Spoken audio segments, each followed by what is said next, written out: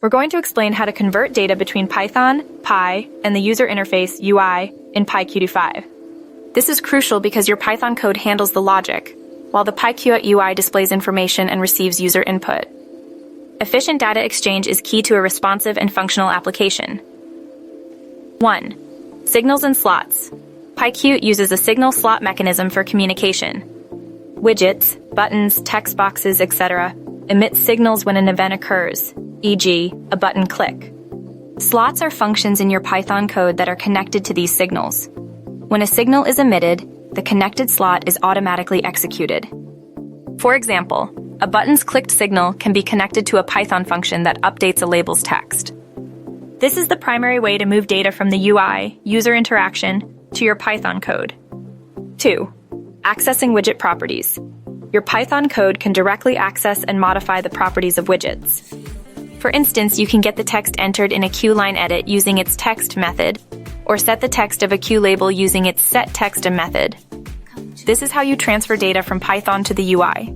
Remember to ensure your code runs in the main PyQt thread to avoid unexpected behavior. 3. Data models. For managing complex data structures, PyQt's data models, like QAbstractItem model, are highly beneficial. These models provide an efficient way to handle large datasets and update the UI accordingly. Instead of directly manipulating individual widgets, you work with the model, and the views, e.g. QTableView, QListView, are automatically updated when the model changes. This approach promotes code clarity and maintainability, especially for large applications. 4. Example. Updating a label. Imagine a button that, when clicked, increments a counter and displays the updated count in a label. First, you'd connect the button's clicked signal to a Python slot function.